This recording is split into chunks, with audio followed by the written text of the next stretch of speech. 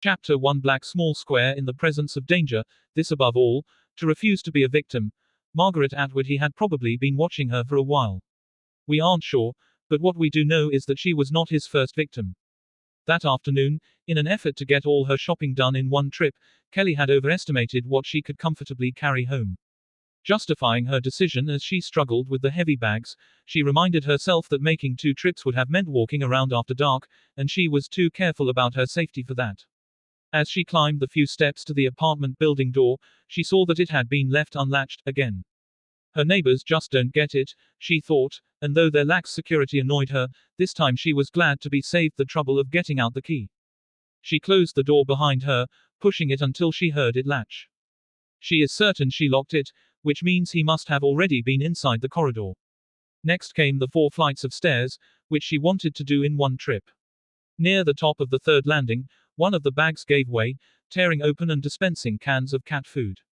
They rolled down the stairs almost playfully, as if they were trying to get away from her. The can in the lead paused at the 2nd floor landing, and Kelly watched as it literally turned the corner, gained some speed, and began its seemingly mindful hop down the next flight of steps and out of sight. Got it. I'll bring it up, someone called out.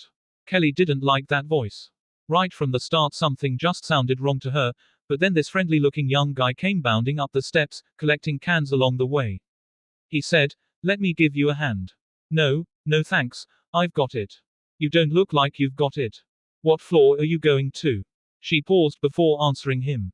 The 4th, but I'm okay, really. He wouldn't hear a word of it, and by this point he had a collection of cans balanced between his chest and one arm. I'm going to the 4th floor too, he said, and I'm late, not my fault, broken watch, so let's not just stand here. And give me that. He reached out and tugged on one of the heavier bags she was holding. She repeated, "No, really, thanks, but no, I've got it." Still holding onto the grocery bag, he said, "There's such a thing as being too proud, you know." For a moment, Kelly didn't let go of that bag, but then she did, and this seemingly insignificant exchange between the cordial stranger and the recipient of his courtesy was the signal, to him and to her, that she was willing to trust him. As the bag passed from her control to his, so did she. "We better hurry," he said as he walked up the stairs ahead of Kelly. "We've got a hungry cat up there." Even though he seemed to want nothing more at that moment than to be helpful, she was apprehensive about him, and for no good reason, she thought. He was friendly and gentlemanly, and she felt guilty about her suspicion. She didn't want to be the kind of person who distrusts everybody, so they were next approaching the door to her apartment. "Did you know a cat can live for 3 weeks without eating?" he asked. "I'll tell you how I learned that tidbit. I once forgot that I'd promised to feed a cat while a friend of mine was out of town." Kelly was now standing at the door to her apartment, which she'd just opened. "I'll take it from here," she said, hoping he'd hand her the groceries, accept her thanks and be on his way. Instead, he said, "Oh no, I didn't come this far to let you have another cat food spill." When she still hesitated to let him in her door, he laughed understandingly. "Hey, we can leave the door open like ladies do in old movies. I'll just put this stuff down and go. I promise." She did let him in, but he did not keep his promise. Black small square, black small square, black small square. At this point, as she is telling me the story of the rape and the whole 3-hour ordeal she suffered, Kelly pauses to weep quietly. She now knows that he killed one of his other victims, stabbed her to death. All the while, since soon after we sat down knee to knee in the small garden outside my office, Kelly has been holding both my hands. She is 27 years old. Before the rape, she was a counselor for disturbed children, but she hasn't been back to work in a long while. That friendly-looking young man had caused 3 hours of suffering in her apartment and at least 3 months of suffering in her memory. The confidence he scared off was still hiding, the dignity he pierced still healing. Kelly is about to learn that listening to one small survival signal saved her life, just as failing to follow so many others had put her at risk in the first place. She looks at me through moist but clear eyes and says she wants to understand every strategy he used. She wants me to tell her what her intuition saw that saved her life. But she will tell me. It was after he'd already held the gun to my head, after he raped me. It was after that. He got up from the bed, got dressed, then closed the window. He glanced at his watch, and then started acting like he was in a hurry. "I gotta be somewhere. Hey, don't look so scared. I promise I'm not going to hurt you." Kelly absolutely knew he was lying. She knew he planned to kill her, and though it may be hard to imagine, it was the first time since the incident began that she felt profound fear. He waved the gun and said, "Don't you move or do anything. I'm going to the kitchen to get something to drink, and then I'll leave. I promise. But you stay right where you are." He had little reason to be concerned that Kelly might disobey his instructions because she had been, from the moment she let go of that bag until this moment, completely under his control. "You know I won't move," she assured him. But the instant he stepped from the room, Kelly stood up and walked after him, pulling the sheet off the bed with her. I was literally right behind him, like a ghost, and he didn't know I was there. We walked down the hall together. At one point he stopped, and so did I. He was looking at my stereo which was playing some music, and he reached out and made it louder. When he moved on toward the kitchen, I turned and walked through the living room. Kelly could hear drawers being opened as she walked out her front door, leaving it ajar. She walked directly into the apartment across the hall, which she somehow knew would be unlocked. Holding a finger up to signal her surprised neighbors to be quiet, she locked the door behind her. I knew if I had stayed in my room, he was going to come back from the kitchen and kill me, but I don't know how I was so certain. "Yes, you do," I tell her. She sighs and then goes over it again. He got up and got dressed, closed the window, looked at his watch. He promised he wouldn't hurt me, and that promise came out of nowhere. Then he went into the kitchen to get a drink, supposedly, but I heard him opening drawers in there. He was looking for a knife, of course, but I knew way before that. She pauses. I guess he wanted a knife because using the gun would be too noisy. "What makes you think he was concerned about noise?" I ask. "I don't know." She takes a long pause, gazing off past me, looking back at him in the bedroom. "Oh, I do know. I get it, I get it. Noise was the thing, that's why he closed the window. That's how I knew. Since he was dressed and supposedly leaving, he had no other reason to close her window. It was that subtle signal that warned her, but it was fear that gave her the courage to get up without hesitation and follow close behind the man who intended to kill her. She later described a fear so complete that it replaced every feeling in her body. Like an animal hiding inside her, it opened to its full size and stood up using the muscles in her legs. I had nothing to do with it, she explained. I was a passenger moving down that hallway. What she experienced was real fear, not like when we are startled, not like the fear we feel at a movie, or the fear of public speaking. This fear is the powerful ally that says, "Do what I tell you to do." Sometimes, it tells a person to play dead, or to stop breathing, or to run or scream or fight, but to Kelly it said, "Just be quiet and don't doubt me and I'll get you out of here." Kelly told me she felt new confidence in herself, knowing she had acted on that signal, knowing she had saved her own life. She said she was tired of being blamed and blaming herself for letting him into her apartment. She said she had learned enough in our meetings to never again be victimized that way. Maybe that's the good to come from it, she reflected. The weird thing is, with all this information I'm actually less afraid walking around now than I was before it happened, but there must be an easier way people could learn. The thought had occurred to me. I know that what saved Kelly's life can save yours. In her courage, in her commitment to listen to intuition, in her determination to make some sense out of it, in her passion to be free of unwarranted fear, I saw that the information could be shared not just with victims but with those who need never become victims at all. I want this book to help you be one of those people. Because of my sustained look at violence, because I have predicted the behavior of murderers, stalkers, would-be assassins, rejected boyfriends, estranged husbands, angry former employees, mass killers, and others, I am called an expert. I may have learned many lessons, but my basic premise in these pages is that you too are an expert at predicting violent behavior. Like every creature, you can know when you are in the presence of danger. You have the gift of a brilliant internal guardian that stands ready to warn you of hazards and guide you through risky situations. I've learned some lessons about safety through years of asking people who've suffered violence, could you have seen this coming? Most often they say, no, it just came out of nowhere, but if I am quiet, if I wait a moment, here comes the information. I felt uneasy when I first met that guy, or, now that I think of it, I was suspicious when he approached me, or, I realize now I had seen that car earlier in the day. Of course, if they realize it now, they knew it then. We all see the signals because there is a universal code of violence. You'll find some of you need to break that code in the following chapters, but most of it is in you. In a very real sense, the surging water in an ocean does not move, rather, energy moves through it. In this same sense, the energy of violence moves through our culture. Some experience it as a light but unpleasant breeze, easy to tolerate. Others are destroyed by it, as if by a hurricane. But nobody is untouched. Violence is a part of America, and more than that, it is a part of our species. It is around us, and it is in us. As the most powerful people in history, we have climbed to the top of the world food chain, so to speak. Facing not one single enemy or predator who poses to us any danger of consequence, we found the only prey left, ourselves. Lest anyone doubt this, understand that in the last 2 years alone, more Americans died from gunshot wounds than were killed during the entire Vietnam War. By contrast, in all of Japan, with a population of 120 million people, the number of young men shot to death in a year is equal to the number killed in New York City in a single busy weekend. Our armed robbery rate is 100 times higher than Japan's. In part, that's because we are a nation with more firearms than adults, a nation where 20,000 guns enter the stream of commerce every day. No contemplation of your safety in America can be sincere without taking a clear-eyed look down the barrel of that statistic. By this time tomorrow, 400 more Americans will suffer a shooting injury, and another 1,100 will face a criminal with a gun, as Kelly did. Within the hour, another 75 women will be raped, as Kelly was. Neither privilege nor fame will keep violence away.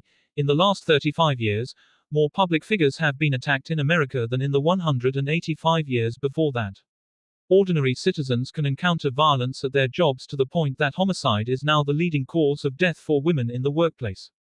20 years ago, the idea of someone going on a shooting spree at work was outlandish. Now it's in the news nearly every week, and managing employee fear of such events is a frequent topic in the boardroom. While we are quick to judge the human rights record of every other country on earth, it is we civilized Americans whose murder rate is 10 times that of other Western nations, we civilized Americans who kill women and children with the most alarming frequency. In sad fact, if a full jumbo jet crashed into a mountain killing everyone on board, and if that happened every month in and month out, the number of people killed still wouldn't equal the number of women murdered by their husbands and boyfriends each year. We all watched as bodies were carried away from the Oklahoma City bombing, and by the end of that week we learned to our horror that 19 children had died in the blast. You now know that 70 children died that same week at the hands of a parent, just like every week, and most of them were under 5 years old. 4 million luckier children were physically abused last year, and it was not an unusual year. Statistics like this tend to distance us from the tragedies that surround each incident because we end up more impressed by the numbers than by the reality. To bring it closer to home, you personally know a woman who has been battered, and you've probably seen the warning signs. She or her husband works with you, lives near you, amazes you in sports, fills your prescriptions at the pharmacy, or advises on your taxes. You may not know, however, that women visit emergency rooms for injuries caused by their husbands or boyfriends more often than for injuries from car accidents, robberies, and rapes combined. Our criminal justice system often lacks justice, and more often lacks reason. For example, America has about 3,000 people slated for execution, more by far than at any time in world history, yet the most frequent cause of death listed for those inmates is natural causes. That's because we execute fewer than 2% of those sentenced to die. It is actually safer for these men to live on death row than to live in some American neighborhoods. I explore capital punishment here not to promote it, for I am not an advocate, but rather because our attitude toward it raises a question that is key to this book: are we really serious about fighting crime and violence? Often, it appears we are not. Here's just one example of what we accept. If you add up how long their victims would otherwise have lived, our country's murderers rob us of almost 1 million years of human life every year. I've presented these facts about the frequency of violence for a reason: to increase the likelihood that you will believe it is at least possible that you or someone you care for will be a victim at some time. That belief is a key element in recognizing when you are in the presence of danger. That belief balances denial, the powerful and cunning enemy of successful predictions. Even having learned these facts of life and death, some readers will still compartmentalize the hazards in order to exclude themselves. Sure, there's a lot of violence, but that's in the inner city. Yeah, a lot of women are battered, but I'm not in a relationship now. Violence is a problem for younger people, or older people. You're only at risk if you're out late at night. People bring it on themselves, and on and on. Americans are experts at denial, a choir whose song could be titled, "Things Like That Don't Happen in This Neighborhood." Denial has an interesting and insidious side effect. For all the peace of mind deniers think they get by saying it isn't so, the fall they take when victimized is far, far greater than that of those who accept the possibility. Denial is a save now pay later scheme, a contract written entirely in small print, for in the long run, the denying person knows the truth on some level, and it causes a constant low-grade anxiety. Millions of people suffer that anxiety, and denial keeps them from taking action that could reduce the risks and the worry. If we studied any other creature in nature and found the record of intraspecies violence that human beings have, we would be repulsed by it. We'd view it as a great perversion of natural law, but we wouldn't deny it. As we stand on the tracks, we can avoid the oncoming train only if we are willing to see it and willing to predict that it won't stop. But instead of improving the technologies of prediction, America improves the technologies of conflict, guns, prisons, SWAT teams, karate classes, pepper spray, stun guns, tasers, mace. And now more than ever, we need the most accurate predictions. Just think about how we live. We are searched for weapons before boarding a plane, visiting City Hall, seeing a television show taping, or attending a speech by the president. Our government buildings are surrounded by barricades, and we wrestle through so-called tamper-proof packaging to get a couple aspirin. All of this was triggered by the deeds of fewer than 10 dangerous men who got our attention by frightening us. What other quorum in American history, save those who wrote our Constitution, could claim as much impact on our day-to-day lives?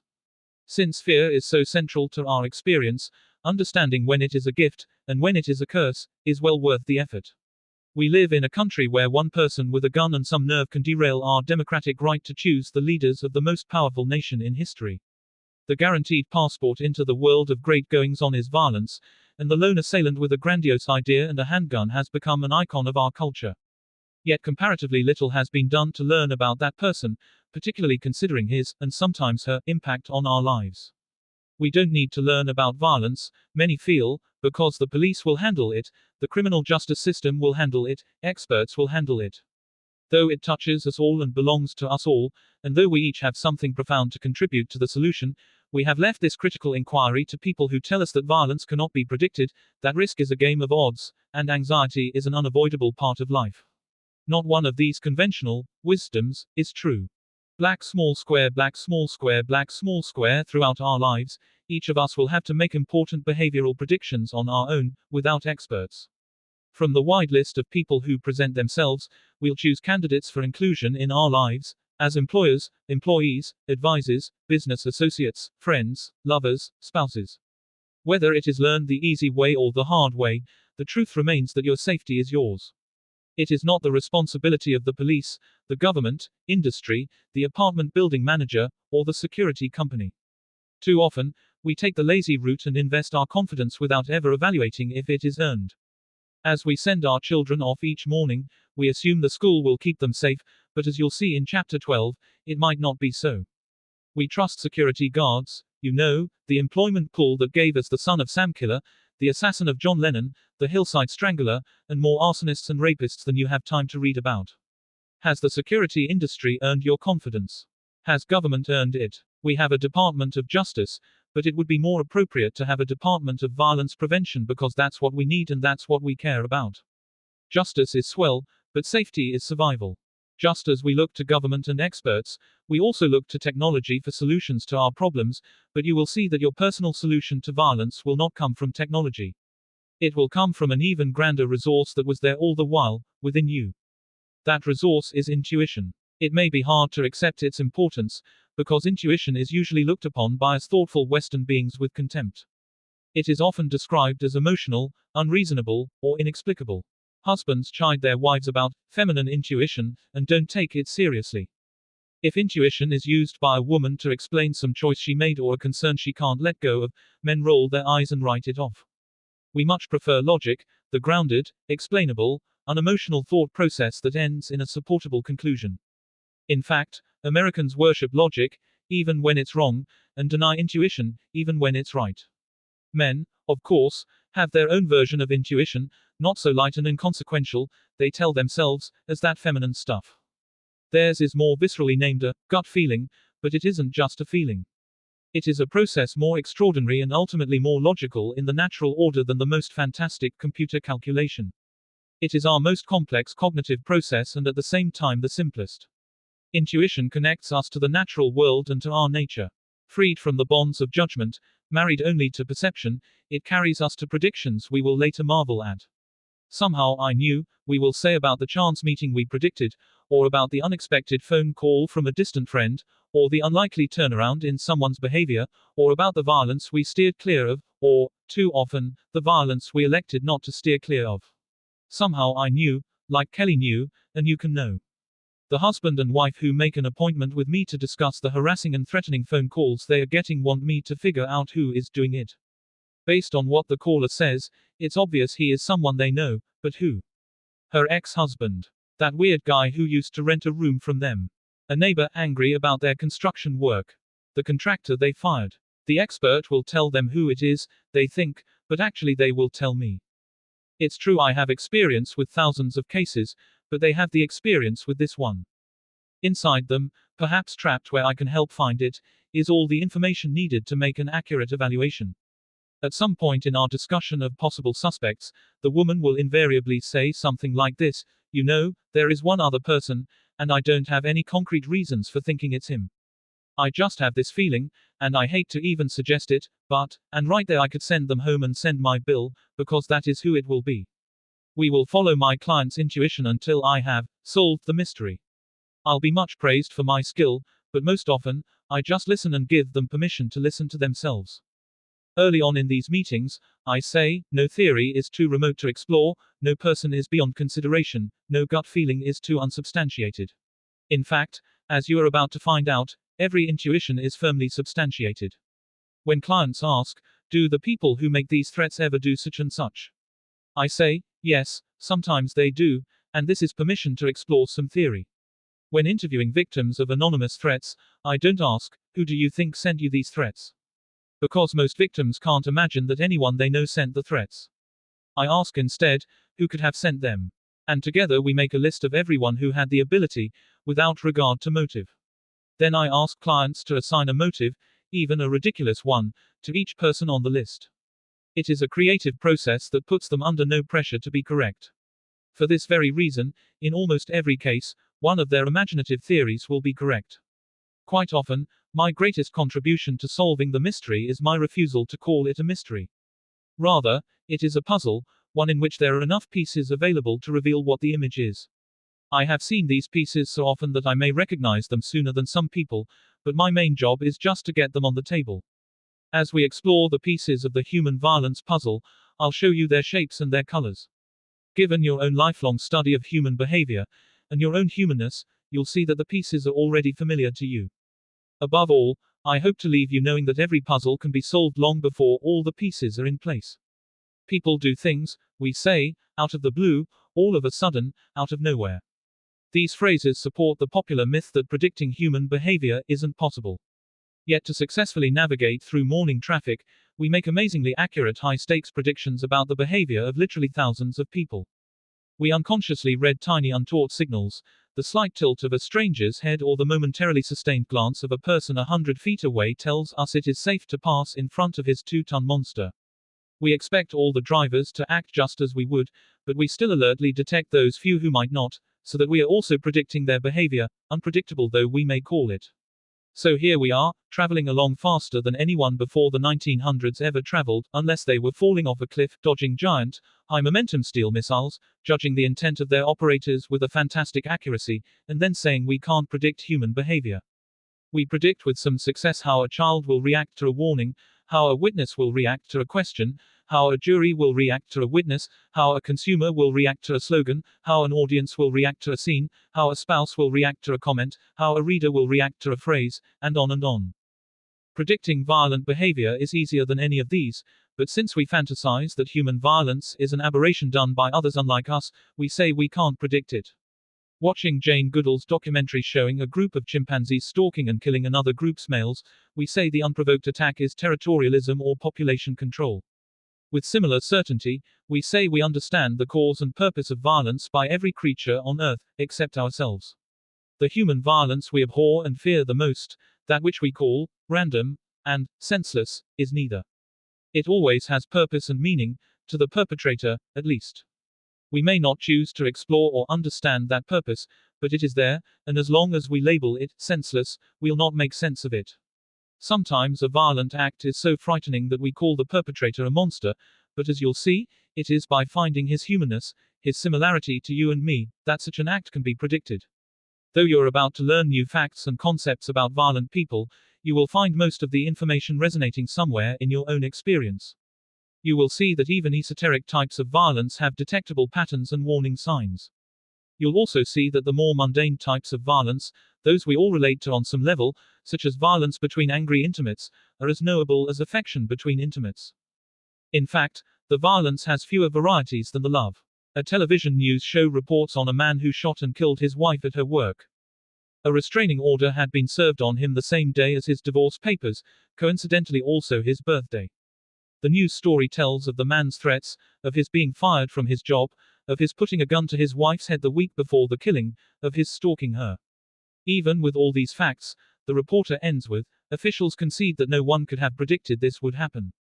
That's because we want to believe that people are infinitely complex, with millions of motivations and varieties of behavior. It is not so. We want to believe that with all the possible combinations of human beings and human feelings, predicting violence is as difficult as picking the winning lottery ticket, yet it usually isn't difficult at all. We want to believe that human violence is somehow beyond our understanding, because as long as it remains a mystery, we have no duty to avoid it, explore it, or anticipate it. We need feel no responsibility for failing to read signals if there are none to read. We can tell ourselves that violence just happens without warning, and usually to others, but in service of these comfortable myths, victims suffer and criminals prosper. The truth is that every thought is preceded by a perception, every impulse is preceded by a thought, every action is preceded by an impulse, and man is not so private a being that his behavior is unseen, his patterns undetectable. Life's highest stakes questions can be answered. Will a person I am worried about try to harm me? Will the employee I must fire react violently? How should I handle the person who refuses to let go? What is the best way to respond to threats? What are the dangers posed by strangers? How can I know a babysitter won't turn out to be someone who harms my child? How can I know whether some friend of my child might be dangerous? Is my own child displaying the warning signs of future violence? Finally, how can I help my loved ones be safer? I commit that by the end of this book, you will be better able to answer these questions, and you will find good reason to trust your already keen ability to predict violence. How can I say all this so confidently? Because I've had 4 decades of lessons from the most qualified teachers. When I called and told Kelly I had decided to devote a year to writing this book, it turned out to take 2. I also thanked her for what she'd taught me, as I always do with clients. Oh, I don't think you learned anything new from my case, she said, but which one did teach you the most? With many to choose from, I told Kelly I didn't know, but as soon as I'd said goodbye and hung up the phone, I realized I did know. Thinking back, it was as if I was in that room again. Black small square, black small square, black small square. A woman was pointing a gun at her husband, who was standing with his hands held out in front of him.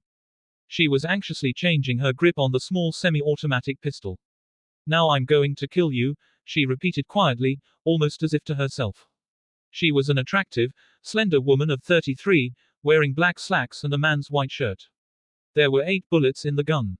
I was standing off to the side in a doorway, watching the scene unfold. As I had been before and would be many times again, I was responsible for predicting whether or not a murder would occur, whether or not the woman in this case would keep her promise to kill. The stakes were high, for in addition to the man at risk, there were also 2 young children in the house.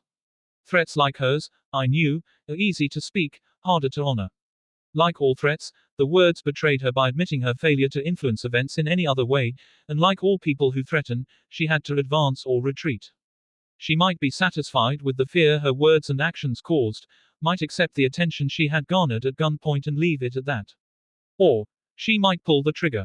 For this young woman, the forces that inhibit violence and those that might provoke it were rising and falling against each other like stormy waves. She was by turns hostile, then silent. At one moment, violence seemed the obvious choice, at the next, it seemed the last thing she'd ever do. But violence is the last thing some people do. All the while, the pistol stayed steadily pointed at her husband. Except for the rapid, shallow breaths he was taking, the man in the gun sights didn't move. His hands were held out stiffly in front of him as if they could stop bullets. I remember wondering for a moment if it would hurt to be shot, but another part of my mind jerked me back to the job I'd taken on. I could not miss a detail. The woman appeared to relax and then she became silent again. Though some observers might have viewed this as a favorable indicator, I had to assess if her quiet pauses were used for a rallying of reason or a contemplation of murder. I noticed that she was not wearing shoes, but discarded the observation as irrelevant to my task. Details are snapshots, not portraits, and I had to quickly determine which bore on my prediction and which did not. The mess of papers on the floor near an overturned table, the phone knocked off the hook, a broken glass likely thrown when the argument was more innocent, all assessed and quickly discarded. I then saw a detail of great significance, though it was just a quarter-inch movement. In these predictions, the gross movements may get our attention, but they are rarely the ones that matter most. The fraction of an inch her thumb traveled to rest on the hammer of the gun carried the woman further along the path to homicide than anything she had said or could have said. From this new place, she began an angry tirade. A moment later, she pulled the hammer of the pistol back, a not so subtle underscoring that earned her new credibility. Her words were chopped and spit across the room, and as her rage escalated, it might have seemed I had to hurry and complete the prediction. In fact, I had plenty of time. That's because the best predictions use all the time available. When effective, the process is completed just behind the line that separates foresight and hindsight, the line between what might happen and what has just happened. It's like your high-stakes prediction about whether the driver of an advancing car will slow down enough to allow safe passage, a fantastically complex process, but it happens just in time. Though I didn't know it that day, I was automatically applying and reapplying the single most important tool of any prediction, pre-incident indicators. Pre-incident indicators are those detectable factors that occur before the outcome being predicted. Stepping on the first rung of a ladder is a significant pre-incident indicator to reaching the top, stepping on the sixth even more so. Since everything a person does is created twice, once in the mind and once in its execution, ideas and impulses are pre-incident indicators for action. The woman's threats to kill revealed an idea that was one step toward the outcome. Her introduction of the gun into the argument with her husband was another, as was its purchase some months earlier. The woman was now backing away from her husband. To someone else, this may have looked like a retreat, but I intuitively knew it was the final pre-incident indicator before the pulling of the trigger. Because guns are not intimate weapons, her desire for some distance from the person she was about to shoot was the element that completed my prediction, and I quickly acted. I backed quietly down the hall through the kitchen, by the burning and forgotten dinner, into the small bedroom where a young girl was napping. As I crossed the room to wake the child, I heard the gunshot that I had predicted just a moment before. I was startled, but not surprised. The silence that followed, however, did concern me. My plan had been to take the child out of the house, but I abandoned that and told her to stay in bed. At 2 years old, she probably didn't understand the seriousness of the situation, but I was 10, and knew all about these things. It wasn't the first time I'd heard that gun go off in the house. My mother had accidentally fired it toward me a few months earlier, the bullet passing so close to my ear that I felt it buzz in the air before striking the wall. On my way back to our living room, I stopped when I smelled the gunpowder around me. I listened, trying to figure out what was happening without going back into that room. It was too quiet. As I stood straining to hear any tiny sound, there came instead an enormous noise, several more gunshots fired quickly. These I had not predicted. I quickly rounded the corner into the living room. My stepfather was crouched down on both knees, my mother leaning over him, seemingly offering care. I could see blood on his hands and legs, and when he looked up at me, I tried to reassure him with my calm. I knew he'd never been through anything like this before, but I had. The gun was on the floor near me, so I leaned over and picked it up by the barrel. It was uncomfortably hot to the touch. In terms of predicting what was coming next, the scene before me was good news. My initial thought had been to grab the gun and run out the back door, but because of a new prediction, I hid it behind a cushion on the couch. I had concluded that my mother had discharged much of her hostility and frustration along with those gunshots. At least for the moment, she was not only reasonable, but was shifting to the role of supportive wife, nursing her husband's injury as if she'd played no part in it. Far from being someone to be apprehensive about, she was now a person we were grateful to have in charge. She would make sure my stepfather was all right, she would deal with the police and the ambulance, and she would put our lives back in place as surely as if she could draw those bullets back into the gun. I went to check on my little sister, who was now sitting up expectantly in her bed.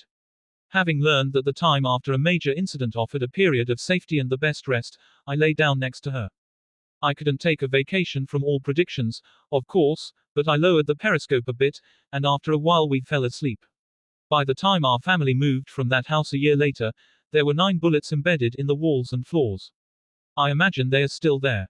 When the U.S. Attorney General and the Director of the FBI gave me an award for designing Mosaic trademark, the assessment system now used for screening threats to justices of the U.S. Supreme Court, I am certain neither realized it was actually invented by a 10-year-old boy, but it was. The way I broke down the individual elements of violence as a child became the way the most sophisticated artificial intuition systems predict violence today. My ghosts had become my teachers. I am often asked how I got into my work. If viewed in cinematic terms, the answer would cut quickly from scene to scene, running at 11 years old alongside a limousine, clamoring with other fans to get a glimpse of Elizabeth Taylor and Richard Burton, would cut to me inside that limousine working for the famous couple within 8 years. Watching President Kennedy's inauguration on television would cut to standing with another president at his inauguration 20 years later, and with another 12 years after that. Watching in shock the reports of Kennedy's murder would cut to working with our government on predicting and preventing such attacks. Watching in shock the reports of Senator Robert Kennedy's murder would cut to developing the assessment system now used to help screen threats to U.S. senators. Trying unsuccessfully to stop one of my mother's husbands from hitting her would cut to training hundreds of New York City police detectives on new ways to evaluate domestic violence situations. Visiting my mother in a psychiatric ward after one of her suicide attempts would cut to touring mental hospitals as an advisor to the governor of California. Above all, living with fear would cut to helping people manage fear. My childhood wasn't a movie, of course, though it did have chase sequences, fight scenes, shootouts, skyjacking, life and death suspense, and suicide. The plot didn't make much sense to me as a boy, but it does now. It turns out I was attending an academy of sorts, and though hopefully on different subjects, so were you. No matter what your major, you too have been studying people for a long time, carefully developing theories and strategies to predict what they might do. Even some of my clients will be surprised to learn what you just learned about my earliest training, but those who visit my office are surprised in many ways. It is, after all, a very unusual firm. The clients of Gavin de Becker and Associates are a wide-ranging group, federal government agencies, including the U.S. Marshals Service, the Federal Reserve Board, and the Central Intelligence Agency, prosecutors, battered women's shelters, giant corporations, universities, television stars, television stations, police departments, cities, states, movie studios, cultural figures, religious leaders, champion athletes, politicians, recording artists, movie stars, and college students. Clients include the world's most famous and the world's most anonymous. People from my office attend presidential inaugurations on one coast, the Oscars and the Emmys on the other. They stroll observantly through crowds of angry protesters one day and are whisked into an underground garage at the federal courthouse the next. We have toured Africa, Europe, Asia, the Middle East, South America, and the South Pacific learning about violence in those places. We have flown in Gulfstream jets and hot air balloons, paddled down the Amazon, been driven in armored limousines, ridden on elephants and rickshaws, been smothered by hostile crowds, and smothered by adoring crowds. We have testified before Senate committees and toured secret government installations. We've had staff meetings while floating down a jungle river in the dead of night. We've ridden in presidential motorcades one week and in buses used to transport prisoners the next. We have advised the targets of assassination attempts and the families of those who were assassinated, including the widow of a slain foreign president. We have been chased by tabloid reporters and we have chased them right back. We've been on both sides of the 60 Minutes cameras, hiding out with their crews for one story about a national fraud, answering Ed Bradley's probing questions on a murder case for another. We are called by our government when some zealot shoots an abortion doctor or opens fire on federal employees. We are called by Larry King when he needs a guest to discuss whether O.J. Simpson fits the profile of a stalking spousal killer, and we are called by Simpson's prosecutors for the same reason. We visit murder scenes to counsel frightened survivors, sometimes just minutes after the crime. We advise people who have been threatened, and we have ourselves been frequent targets of death threats. As I said, it is an unusual firm, one that could only exist in America and, in most regards, need only exist in America. What binds all of this together is prediction. My firm predicts human behavior in one category mostly, violence. Far more often, We predict safety. We counsel cultural and religious leaders on how to navigate between being hated too much and being loved too much. We advise corporations and government agencies on managing employees who might act out violently. We advise famous people who are the targets of unwanted pursuers, stalkers, and would-be assassins. Most people do not realize that media figures are at the center of a swirl of desperate and often alarming pursuers. Fewer still realize that the stalking of regular citizens is an epidemic affecting hundreds of thousands every year. Among all the weird ventures in America, could you ever have imagined a literal warehouse of alarming and unwelcome things which stalkers have sent to the objects of their unwanted pursuit? Things like 1,000-page death threats, phone book-thick love letters, body parts, dead animals, facsimile bombs, razor blades, and notes written in blood. Would you have imagined that there is a building containing more than 350,000 obsessive and threatening communications? Many of my 46 associates work in just such a building. There they cast light on the darkest parts of our culture, seeking every day to improve our understanding of hazard, and every day helping people manage fear. Though fewer than 50 of our 20,000 cases have been reported in the news, and though most of our work is guardedly non-public, we have participated in many of the highest stakes predictions that individuals and nations ever make. To be the best at this, we have systematized intuition, captured and tamed just a tiny part of its miracle. You have some of that miracle, and through an exploration of high-stakes predictions, those involving the outcome of violence or death, you'll learn ways to have a safer life. After discussing how intuition works for you and how denial works against you, I'll show that fear, which can be central to your safety, is frequently misplaced. I'll explore the role of threats in our lives and show how you can tell the difference between a real warning and mere words. I'll identify the specific survival signals we get from people who might harm us. Since the signals are best concealed when an attacker is not known to us, I'll start with the dangers posed by strangers. This is the violence that captures our fear and attention, even though only 20% of all homicides are committed by strangers. The other 80% are committed by people we know, so I'll focus on those we hire, those we work with, those we fire, those we date, those we marry, those we divorce. I'll also discuss the tiny but influential minority whose violence affects us all, assassins. Through the story of a man who didn't quite complete his plans to kill a famous person, though he did kill 5 other people, I'll provide a look at public life you've never seen before. In Chapter 15, you'll see that if your intuition is informed accurately, the danger signal will sound when it should. If you come to trust this fact, you'll not only be safer, but it will be possible to live life nearly free of fear. Chapter 2 Black Small Square The Technology of Intuition. Technology is not going to save us. Our computers, our tools, our machines are not enough. We have to rely on our intuition, our true being.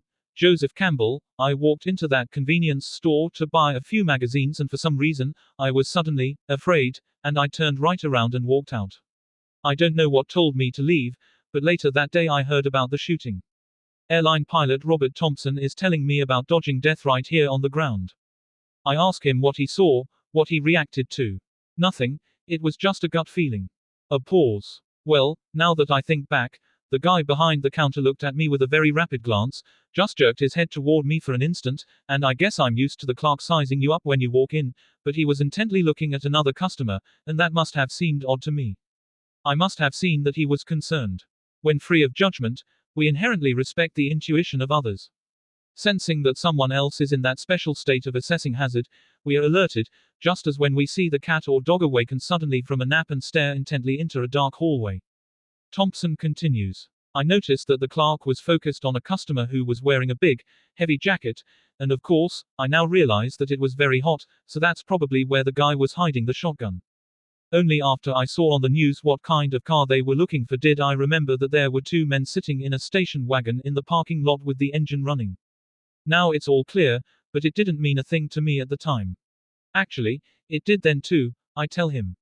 Combining what amounted to fear on the face of the clerk, with the man in the heavy coat on the hot day, with the men in the car with its engine running, with Thompson's unconscious knowledge of convenience store robberies from years of news reports, with his unconscious memory of frequent police visits to that store, which he'd driven past hundreds of times, and with countless other things we might never discover about Thompson's experience and knowledge, it is no wonder he left that store just moments before a police officer happened in and was shot dead by a man he surprised in the middle of a robbery. What Robert Thompson and many others want to dismiss as a coincidence or a gut feeling is in fact a cognitive process, faster than we recognize and far different from the familiar step-by-step thinking we rely on so willingly. We think conscious thought is somehow better, when in fact, intuition is soaring flight compared to the plodding of logic. Nature's greatest accomplishment, the human brain, is never more efficient or invested than when its host is at risk. Then, intuition is catapulted to another level entirely, a height at which it can accurately be called graceful, even miraculous. Intuition is the journey from A to Z without stopping at any other letter along the way. It is knowing without knowing why. At just the moment when our intuition is most basic, people tend to consider it amazing or supernatural. A woman tells a simple story as if it were mystical. I absolutely knew when the phone rang that it would be my college roommate, calling after all these years. Though people act as if predictions of who is calling are miraculous, they rarely are. In this case, her old roommate was reminded of her by reports of the explosion of the space shuttle. Is it a miracle that both women happened to watch the same news event along with a billion others? Is it a miracle that their strongest association with space travel was the angry belief they shared in college that women would never be astronauts? And a woman astronaut died in the space shuttle explosion that morning, and the two women thought of each other, even after a decade. These non-critical intuitions, which at first impress us, are often revealed to be somewhat rudimentary, especially in contrast to what the mind delivers when we might be in danger. In A Natural History of the Senses, author Diane Ackerman says, the brain is a good stagehand. It gets on with its work while we're busy acting out our scenes. When we see an object, the whole peninsula of our senses wakes up to appraise the new sight. All the brain's shopkeepers consider it from their point of view, all the civil servants, all the accountants, all the students, all the farmers, all the mechanics. We could add the soldiers and guards to Ackerman's list, for it is they who evaluate the context in which things occur, the appropriateness and significance of literally everything we sense. These soldiers and guards separate the merely unusual from the significantly unusual. They weigh the time of day, day of the week, loudness of the sound, quickness of the movement, flavor of the scent, smoothness of the surface, the entire lay of the land. They discard the irrelevant and value the meaningful. They recognize the survival signals we don't even consciously know as signals. After years of praising intuition as the cornerstone of safety, I just recently learned to my surprise and appreciation that the root of the word intuition, tuir, means to guard, to protect. That is what it did for Robert Thompson. Shaken by his narrow miss, he later wondered why the police officer did not intuit what he did. It may be that the officer saw different things. Thompson saw only one car in the parking lot, but the officer saw two, likely giving the appearance of a business patronized by a few customers. Though the clerk's face had sent Thompson a fear signal, the police officer probably saw relief in that same face as he entered the store. It is also likely that the seasoned officer suffered the disadvantage that sometimes comes with being expert at something. He was operating with the accurate but, in this case, misleading knowledge that armed robberies are less frequent in the daytime than at night. Many experts lose the creativity and imagination of the less informed. They are so intimately familiar with known patterns that they may fail to recognize or respect the importance of the new wrinkle.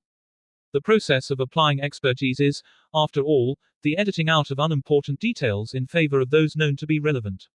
Zen master, Shunryu Suzuki said, the mind of the beginner is empty, free of the habits of the expert, ready to accept, to doubt, and open to all the possibilities.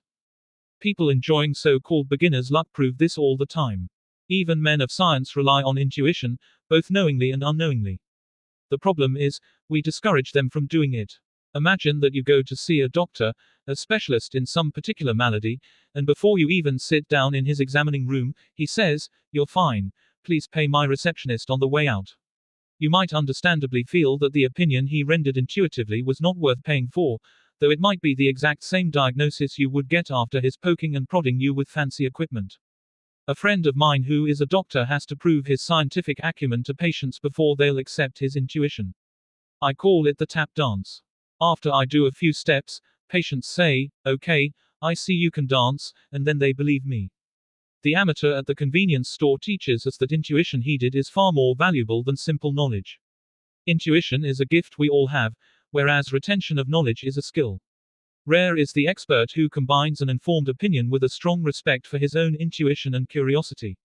Curiosity is, after all, the way we answer when intuition whispers, "There's something there." I use it all the time in my work because it can unlock information that clients are hiding from themselves. Often I will carry a conversation back to details a client provided but then rushed past. I am particularly interested in those that are not required elements of the story, those that might seem unimportant but for the fact that they were mentioned. I call these extra details satellites, shot off into space, later to beam back valuable information.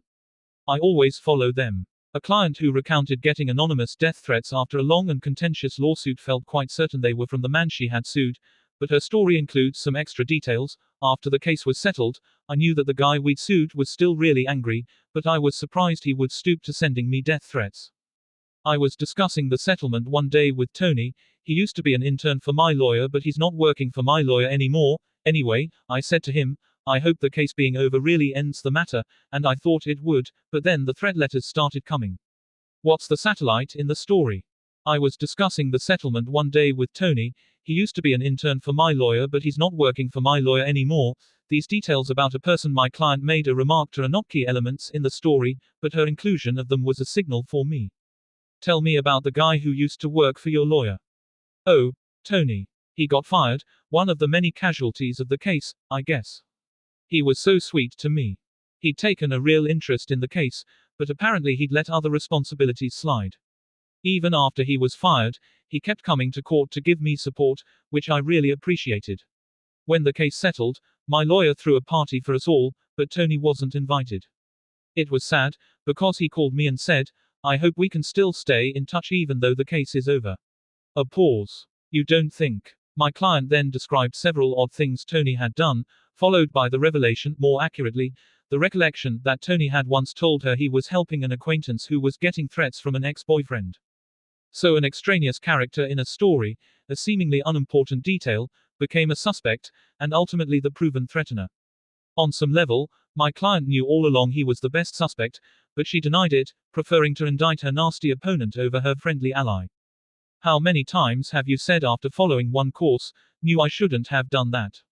That means you got the signal and then didn't follow it. We all know how to respect intuition, though often not our own.